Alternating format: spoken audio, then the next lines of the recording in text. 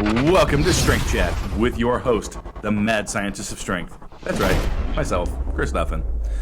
To my left, the wizard of training, the not-so-wizard of running the monolift rack, Mr. Brandon Sen.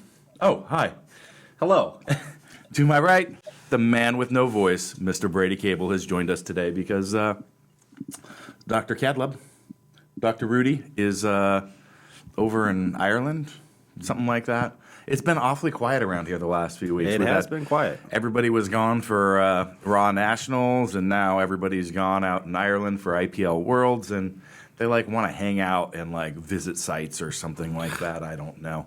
I'm just hoping Rudy brought the correct adapter plug for his sleep machine that keeps him alive. That's an excellent segue for this podcast. Oh, is it? Yes, we also hope that. What was the story about? Well, the time there was one. I think the whole future of Kabuki's strength was at risk. One fateful evening, we had a pretty big storm here, probably about a month ago.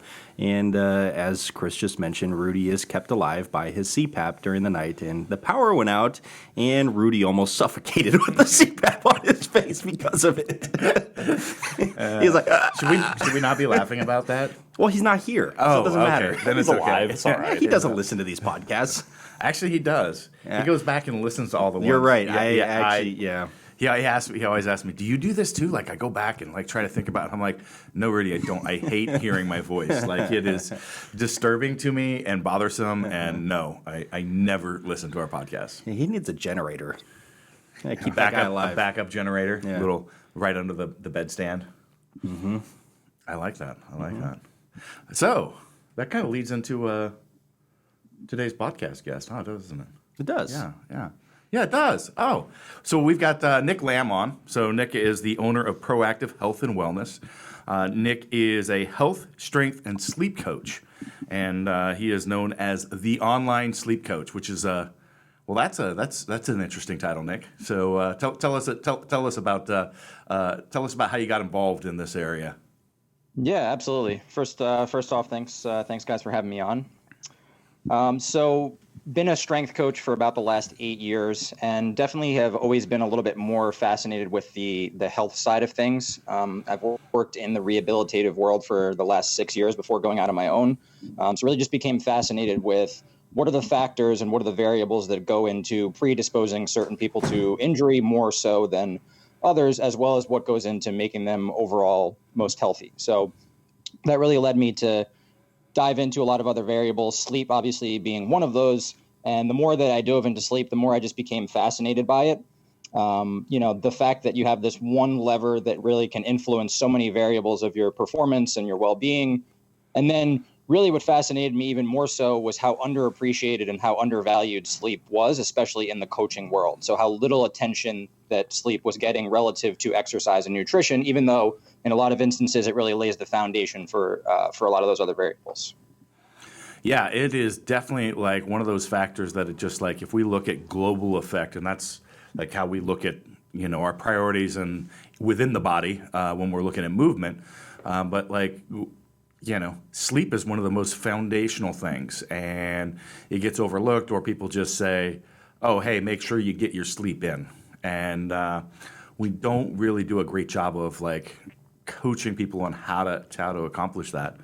Now, before we kind of dive into that, tell us what's actually happening with sleep. What are the things? I mean, it's because we sit here and talk we know it. We know that it impacts things all across the body, from hormonal aspects, recovery. There's plethora of things that repair on a cellular level. What is actually happening in the process of sleep? Yeah, absolutely. I mean, this is definitely a topic that we could spend the whole time talking about in regards to what's going on in every single system of the body. But I think one of the things that people misconceive in regards to sleep is sometimes they view sleep as just this period of time where you're inactive. And in fact, it's quite the opposite, right? The quote that I like to use is there's not one single system of the body that we've been able to find where sleep doesn't influence, right? So either wonderfully enhancing that system when we get it, or demonstratively impairing that system when we're not getting it. So everything from our overall health to our immune system to the balance of our hormones. It's a very, very active state in the brain where we're able to consolidate memories, we're able to learn, we're able to process emotional trauma, process previous experiences, take the experiences that we have and integrate them creatively. We have our own lymphatic system in the brain that operates when we sleep, where we're able to flush out toxins. So really, there's just a multitude of things that are going on both in the brain and the body while we're sleeping.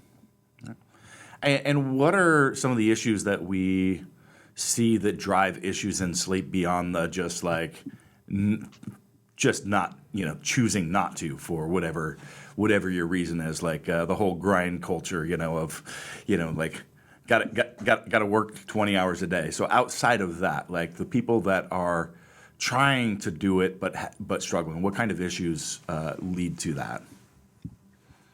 Yeah, so I like to categorize this. I call these the 3 Ps. So these are the 3 Ps of sleep issues and understanding why and how sleep issues actually occur. So the first P is predisposing issues, right? So these are the things that predispose you or may set you up to be more likely to deal with sleep issues. So this is having higher levels of anxiety, not dealing with stress as well. And it's not to say that if you're someone who's predisposed to having sleep issues that, all hope is lost. It just means that you may need to spend a little more time focusing on the behavioral and stress management aspects of sleep. The next P is precipitating factors, right? So these are the things that we'll all experience and we'll all have at some point in our life. These are work-related stress, a loss, really just anything that we have that goes on in our life that may set forth a period of time where we're not sleeping at our best. But then the last P, the last factor, are the perpetuating factors. And this is really where people get stuck. So regardless of what may have precipitated sleep issues, regardless of what may have brought them on in the first place, when they actually stick around for a long period of time, when they actually become chronic, it's these perpetuating factors. So these are the things that we do that get us stuck in a cycle and continue to make things worse. So these are the thoughts, behaviors, misconceptions, habits that we form around sleep. And again, these is where in the coaching process where I try to spend the most amount of my time, because this is where we can make the most impact. And it's also where people get the most stuck. And what about the quality of the sleep? As in, I know that there's times I'll lay down and, I typically sleep 9 to 10 hours a night. And some nights are incredibly restful. And then there'll just be a night where I felt I was asleep, but I'll wake up feeling like I wasn't. It's just like, not entering that deep sleep phase. Like can you tell us a little bit about that? Yeah, absolutely. So the first thing I'll touch on, and you kind of mentioned, there's a difference between the amount of time that you're actually in bed and the amount of time that you actually sleep, right? So we call this sleep efficiency. This is the actual percentage of time that you are physically asleep relative to the amount of time that you're in bed. And then when we get into kind of distinguishing the quality of sleep that you're getting after you actually fall asleep, really there's a lot of different variables that can play into this. So obviously it's on a case-by-case basis, but probably the best way to explain it and to understand it is to go over what the 3 mechanisms that I think are really important to understand relative to sleep and how sleep actually occurs. So the first is this circadian rhythm, right? So this circadian rhythm is your body's internal 24-hour clock. Every single cell in our body operates on this clock. It'll dictate when you'd prefer to be awake, when you'd prefer to be asleep, as well as a lot of different other physiological processes, as well as when your blood pressure is at its highest, when your body temperature is at its highest. We all have genetic preferences in regards to this rhythm, and there's also different variables in our life, such as when we move, when we eat. All these things are going to influence that circadian rhythm and therefore could potentially impact our sleep. The next thing is we have a chemical that builds up in the brain. It's called adenosine, and this is our sleep pressure. So for every second that we're awake, this chemical continues to build, and there's certain factors that can influence this adenosine, either causing more of it to accumulate and work in our favor, or things like caffeine that can actually block this adenosine and can work against us in regards to sleep. And then the last mechanism that I usually talk about in regards to sleep is the arousal system. So this is basically akin to your sympathetic nervous system, and too much activation of your arousal system and at the wrong times is going to obviously hinder your sleep and your sleep quality as well. Yeah, I there's been days where I've hit like just a massive, like huge PR workout like later in the day, and just completely unable to sleep. Not because of stimulants or anything like that, but I can tell, my system is just like lit up from that experience, and literally just like I can't get it calmed down. Doesn't happen that often, but it's a weird feeling because it's literally just can't sleep, and you're in that aroused state from that experience, and it's you're wired and tired. Exactly. The timing of when you exercise is really important. Usually the general recommendation that I make for people is, try to take whatever your normal bedtime is and subtract at least 3 or 4 hours to try and get your workout within that time. Obviously, that's not always going to be feasible, and it's better for you to exercise and obviously get your workout in as opposed to not getting it in. But, the workout is going to elevate your body's core temperature, right? And that's one of the key regulators of that circadian rhythm. If you have an elevated core body temperature, you're going to have a much harder time not only falling asleep, but getting good quality sleep. And exercise is obviously going to temporarily increase cortisol as well, which if we talk about the two hormones relative to sleep, we want cortisol to be at its highest in the morning and then fall in the evening. And we want melatonin, the hormone of darkness, to be doing the opposite. So anything that's going to elevate your cortisol, like exercise too late in the day, is really going to have an impact on that as well. Awesome. Well, I got that timed right, just about right. Finish my workouts about 5 o'clock and work on trying to get to bed about 9.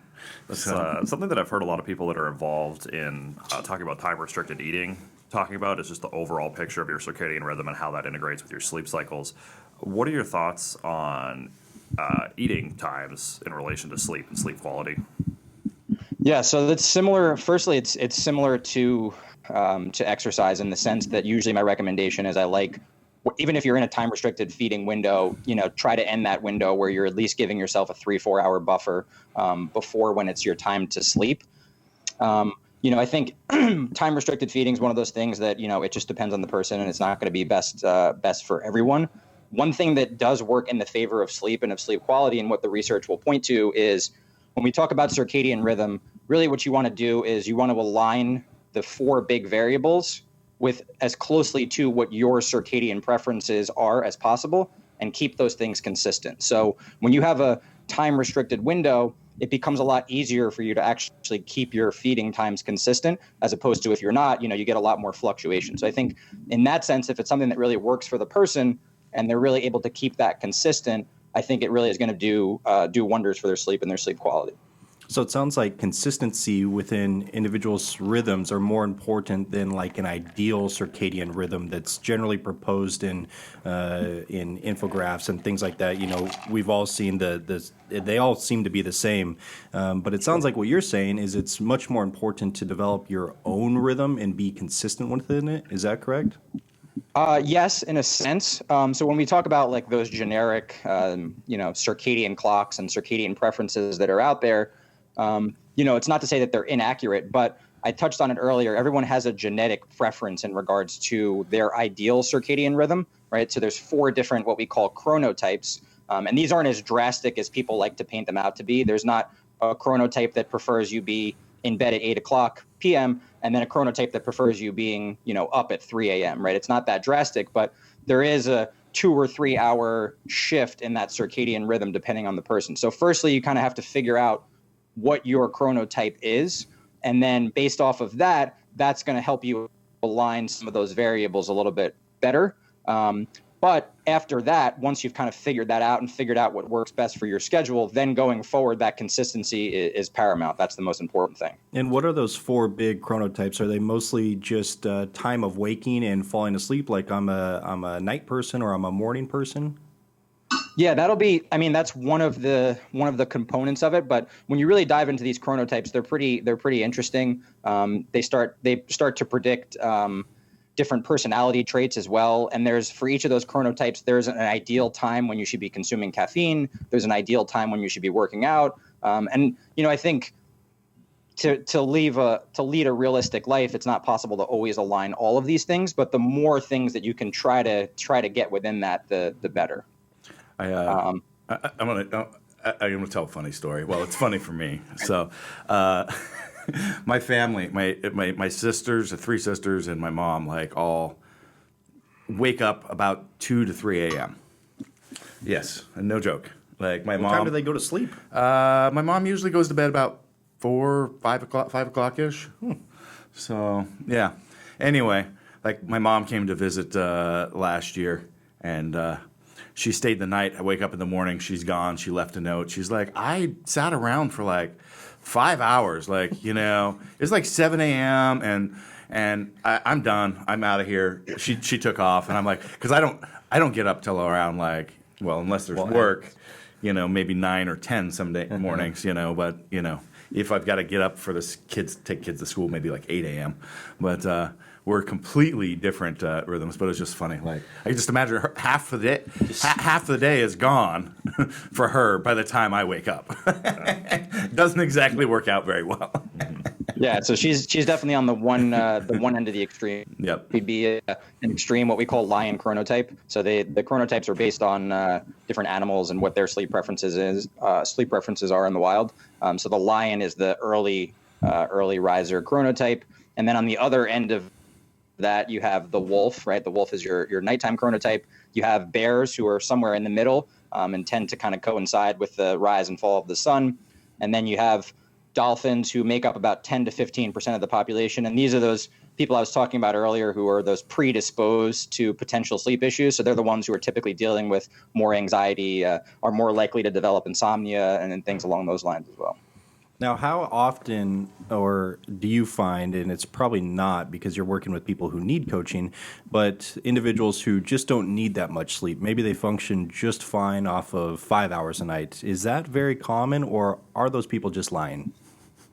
So yeah, this is something that unfortunately has gained some press. They actually did discover the gene that actually allows for certain individuals to have a less sleep need. It's called the DEC2 gene, and they actually do only need. I definitely do not have that gene. about 5 to 6 hours of sleep, and then people like Donald Trump in the media portraying that they only sleep 4 hours a night. And with those people, what it tends to be is that they tend to be just more efficient in the actual window that they're sleeping, right, where they're clearing out that sleep pressure a lot more efficiently.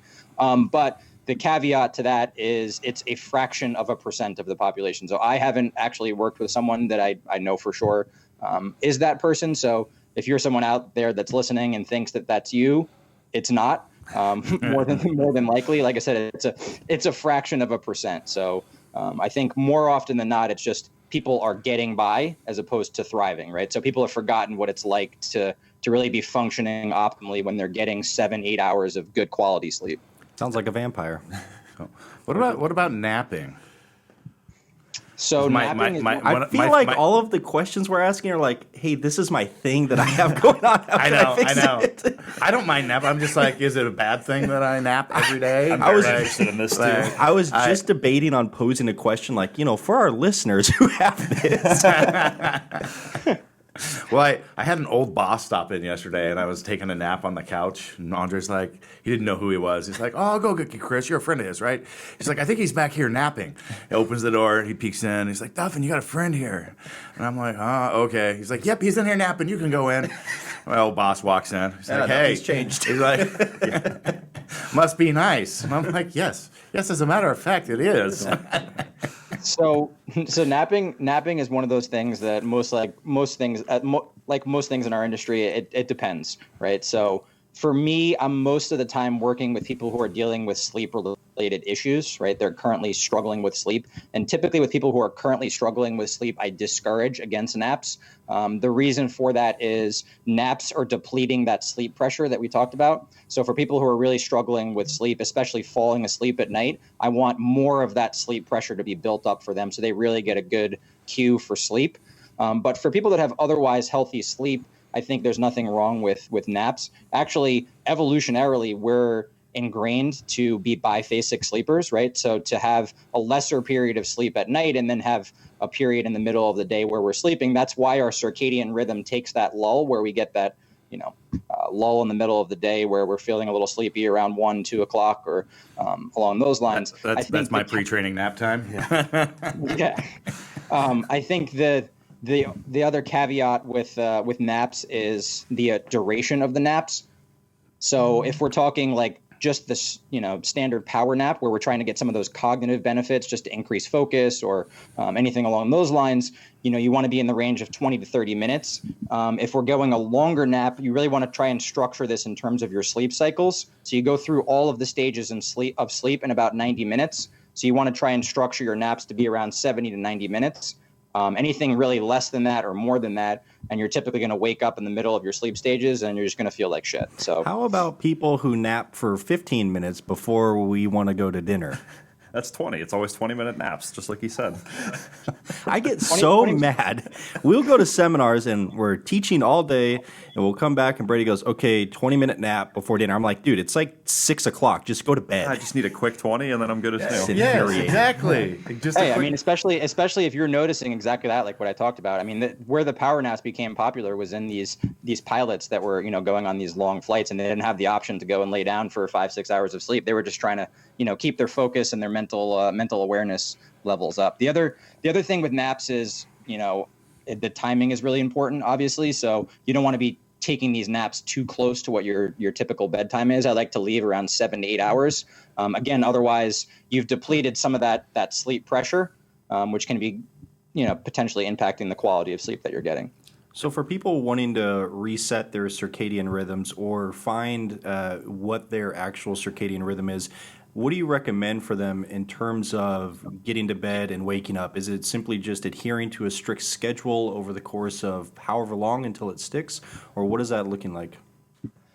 So again, like I said, the first step is figuring out what your chronotype is, and it's pretty easy to figure out intuitively, especially if you're one of the extremes. It's pretty easy for you to figure out, right? If you're a night owl, or if you're like you're an extreme morning person. So I think first, once you've determined that, is to set a realistic bedtime and wake time for you, right? Where based on the things in your life, when you typically have to be up for work, when you typically have to be up for kids, try to fit something that's realistic, that's not going to fluctuate more than like 45 minutes or an hour, and then try and keep that as consistent as possible. Build your routines around that. Pre and post sleep routines, try to build as close to that as possible. Obviously, the thing that people tend to mess up is they, catch up on sleep on the weekends. And as counterintuitive as that sounds, you're basically having to hit the reset button every Monday morning when you're trying to reset that circadian rhythm. If, you're sleeping in on the weekends 2 hours past what your typical, wake up time is. Mm-hmm. So it may feel good to sleep in that time, but if we're playing the long game in terms of keeping that healthy circadian rhythm, you're gonna having to be hitting the reset button. Yeah, when I'm free to like sleep in, and occasionally I will. I actually prefer, like during the school year when I've got my kids and I have to wake up at a certain, like I hate it, but at the same time I appreciate the fact of the consistency that it provides. Like I can't just wake up, because in the morning sometimes you just like don't feel like moving very well, and it's like, oh, maybe I'll try to fall back asleep, and like I said, that bouncing around, as much as in the moment I want to do it, like I know that it has a negative overall impact versus like just forcing myself, like this is my schedule and I got to stick to it regardless. And in the short term, in those couple minutes, 5 minutes that you're a little groggy or whatever it is, like, yeah, it sucks a little more, but overall I feel a lot better and perform a lot better. Yeah, that's why I started booking 8 a.m. calls, was to wake up consistently. Yeah, so like just forcing to, like, here's a habit, and I've noticed that. So Nick, we have here at Kabuki Strength, we don't, well, except for our production employees, we don't really have a lot of set schedules. And like the first couple years, like you could see like the lack of that would kind of affect people trying to figure it out before like eventually everybody started going, okay, I've got to create my own schedule because, like Brandon, I'd get emails from Brandon at like 4 in the morning because Some of my clients still do. I'll get some East Coast people right as they're waking up. But your schedule was all over, and your sleep patterns were all over the place when you were doing that, and you weren't the only person that kind of was doing that. Yeah. So the lack of structure that we're used to, because we don't have that, necessarily here, where we lay down like this is the start time, and this is when you need to be at work. Yeah, I mean, look, in an ideal world, I think more businesses and more corporations would be set up that way because of the fact that, when you have a lot of employees working for you, they're all going to have genetic, differences and genetic preferences in regards to when they sleep. So, having everybody have to be in at 7 a.m. to start the workday, especially for those people who are, the wolf chronotype and tend to have their clock pushed back a little bit, they get the short end of the stick where they're constantly fighting against what their natural rhythm is. So, ideally, it would be a situation like that where people can, either work an 11 to 7 or, a 7 to 3 based on what their preference is. But my point is, like, at some point you've got to have some self-discipline if that's the case, because allowing yourself just to be willy-nilly any day can create its own problems. It may feel good certain days, but as a net whole, it's having a negative impact. Oh, definitely. Yeah, definitely. You don't want to be flip-flopping or anything like that. Yeah. Staying in the vein of optimization, is there a generally optimal window for total duration of sleep for people? And also talking more about quality as well, like environmental factors for sleep. Yeah, so the duration, obviously the thing that everybody resonates with is 8 hours. And where the 8-hour thing came from is basically if you detach people from modern society, right? If you take them from their responsibilities, you take them away from technology and all these things, and you allow them to just get a buffet of sleep, right? To sleep as much as they would ideally over a period of time. If you take the average of that, people tend to be sleeping in that 7 to 9 hour window, which is why it's usually a good, ballpark to aim for, but it's not the end all be all. And people get stuck too much on the actual duration of sleep, and they lose touch on the actual quality of sleep. So in terms of the quality of sleep, I think just a couple things to note when we're talking about sleep trackers, and the sleep trackers will give you a percentage of the amount of time that you're in deep sleep, the amount of time that you're in REM sleep. This is just percentage in terms of duration, but really the only way to map out the quantity, the actual quality of that sleep is really in a sleep lab where you're looking at the electrical signature of the brain waves that will actually show that sleep quality. In regards to the things that are going to impact the depth and quality of sleep, it's obviously things like technology, right? Too much blue light before bed is going to push back our melatonin levels. Temperature is a big one and a big regulator. People don't realize not just the temperature at the time of you actually going to bed, but throughout the night, right? So a room that's not at the ideal temperature is going to pull you out of that deep sleep. Certain substances will rob you of your REM sleep. So your REM sleep is your dream sleep. It tends to be the sleep that's best for mental health and emotional regulation and creativity. So things like alcohol will actually rob you of your REM sleep, right? So if you have alcohol too close to bed, you're actually getting a lesser percentage of REM sleep. What about, we got a lot of states legalizing the use of THC, CBD, all that sort of stuff. What's your take on those? Yeah, so the jury is still out in the sense that they're still doing research. There's a small body of research, but the research that does exist, unfortunately for THC specifically, it tends to look pretty similarly to alcohol in the sense that it tends to rob you of percentages of REM sleep. It does decrease some of the anxiety and allowing you to fall asleep, but in terms of the quality of sleep that you're getting therefore after, again, it tends to rob you of your REM sleep. CBD, on the other hand, although it's a small body of research, it tends to be trending in the right direction where it's actually in the right dosage. And I think they're still figuring out what that dosage actually is. It actually is improving your quality of sleep.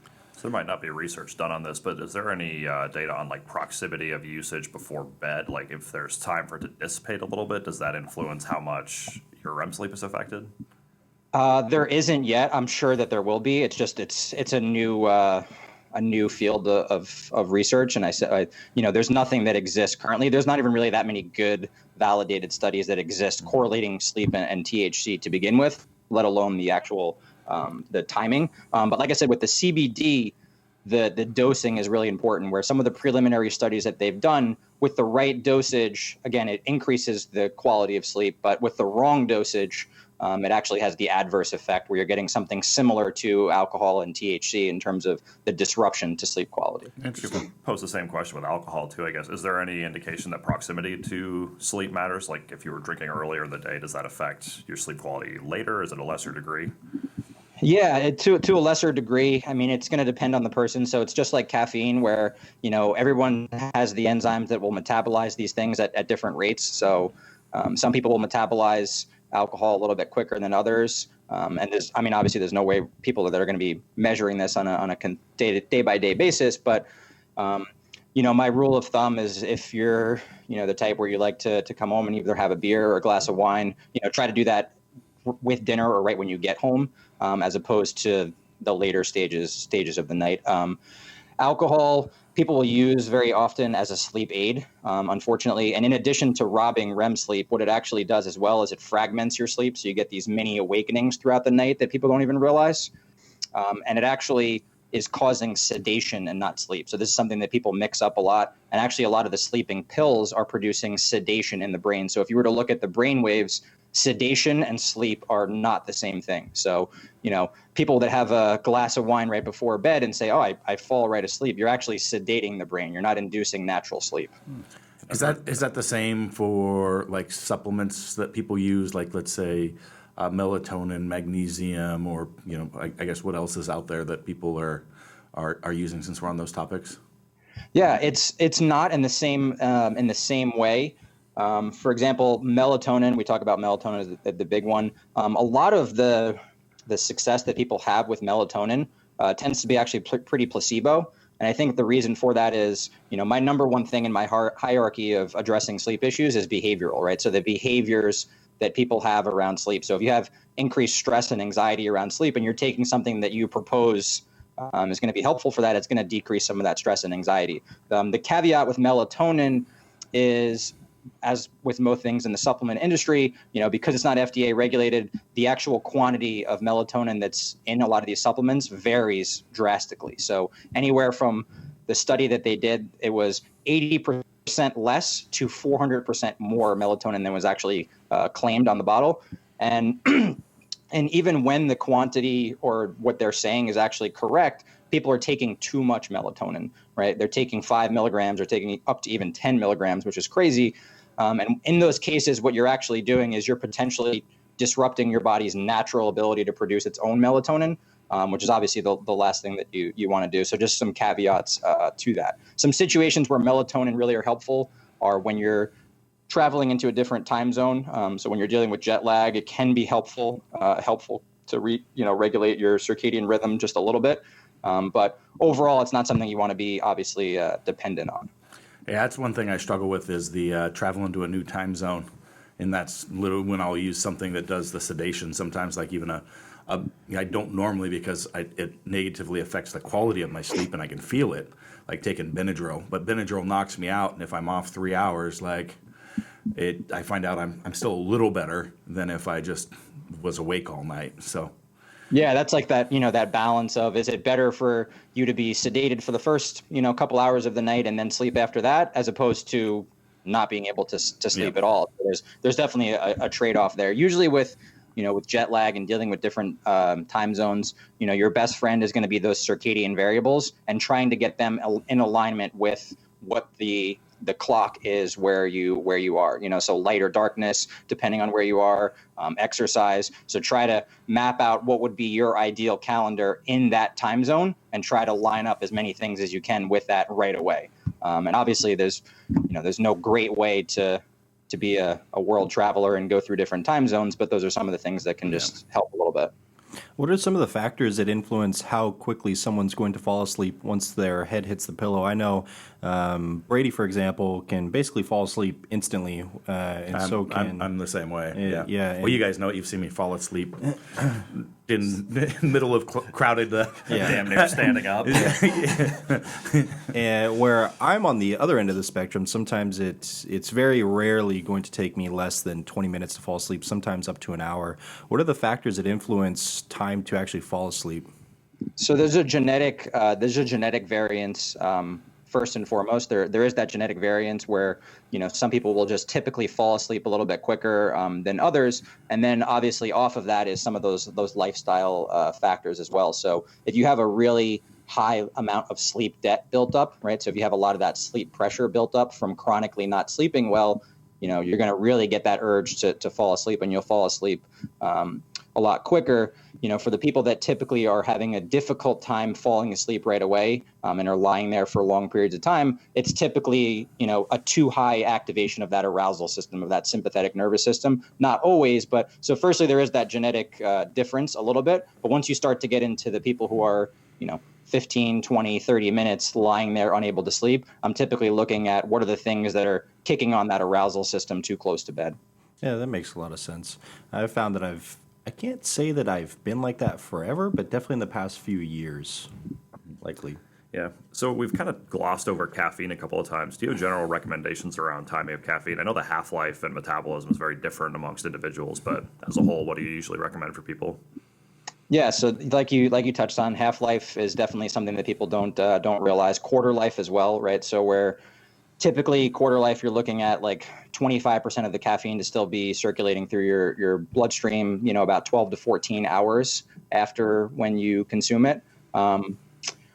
Usually the general recommendation that I make is not after like 11 or 12 o'clock. And again, that's going to depend on when your chronotype would have you going to bed, so what your bedtime is. But the other thing too, and I get this a lot, is very common for people to say, well, I can have a cup of caffeine, a cup of coffee right before bed, or I can have it with dessert and I fall asleep just fine.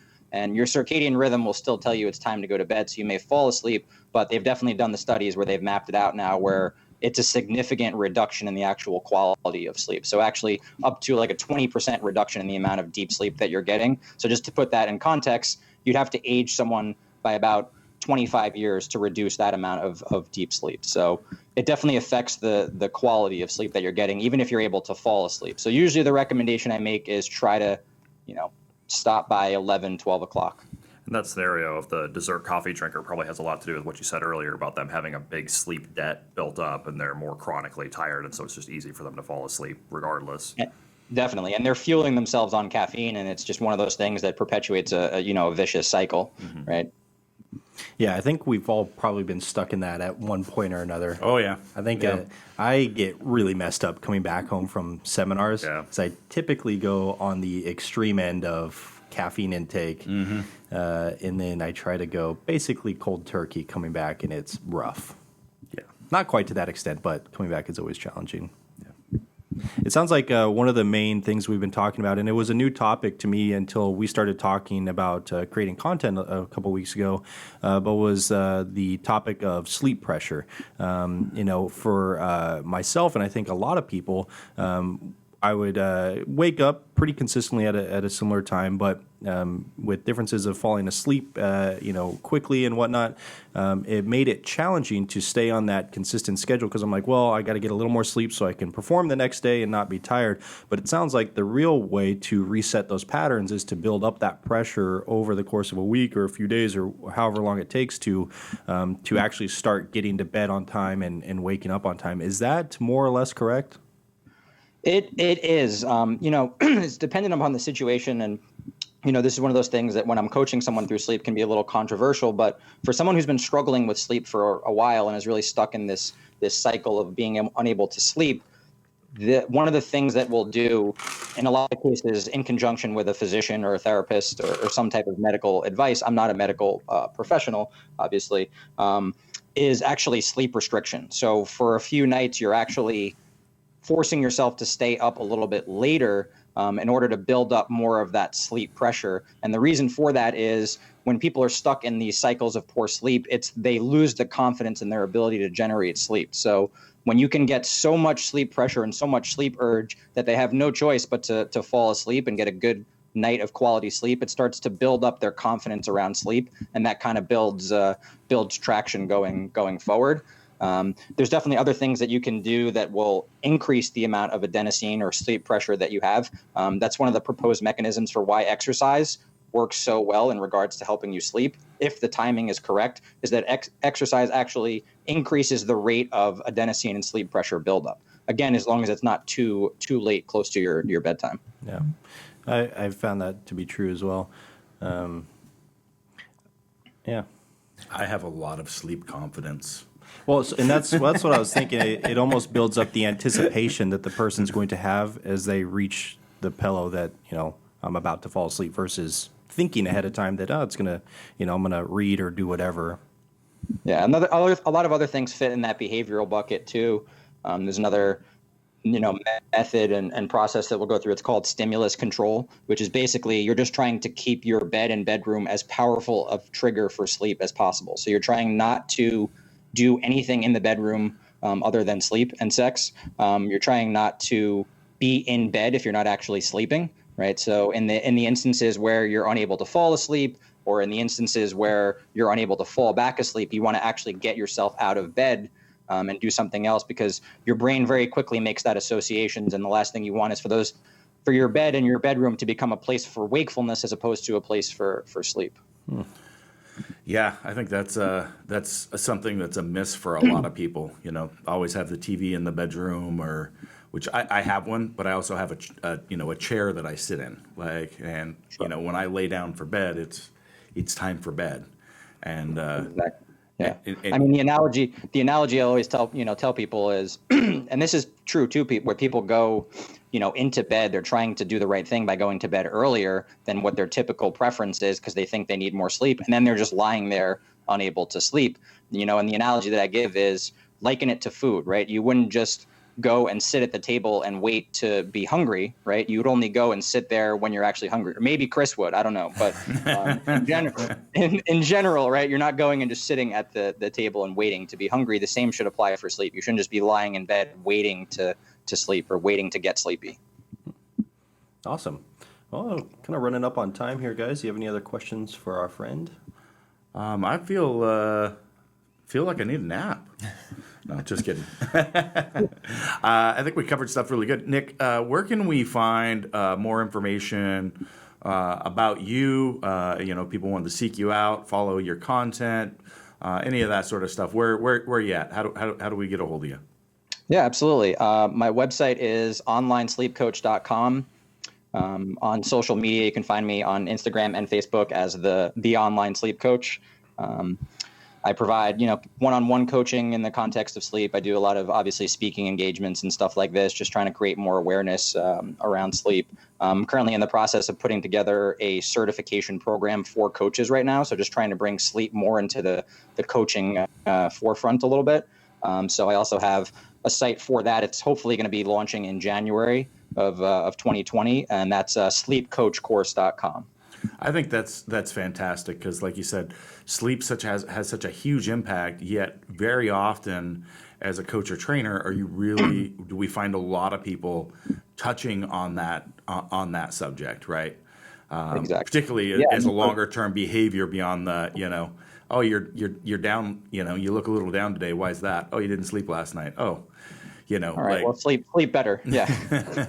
Yeah, I mean, for most people that are struggling with sleep, unfortunately, the only options that are available for them is either sleeping pills, which come with a lot of adverse, health risks, or just a list of sleep hygiene, right? Which it never really amounts to much. We wouldn't do that from an exercise standpoint. We wouldn't just give someone a list of hygiene tips and expect results, right? We have to coach them through that process. And then for the coaches, there isn't one resource that basically compiles everything that you would need to know about sleep and how to put it in a coaching process. Everything I've learned about sleep, I've had to kind of pick from a lot of different avenues. So, awesome. Well, I really like what you're doing. So. Yep. And then for our followers, Nick will be contributing some content to our Instagram pages, so keep an eye out there for future sleep content. Yeah. Awesome. Been an absolute pleasure talking to you today. Gentlemen, you got anything else? Nope. Got it. All right. Well, I guess we will sign off. Thanks, Nick. Awesome. Thanks, Nick. Thanks a lot for having me. All right. Bye.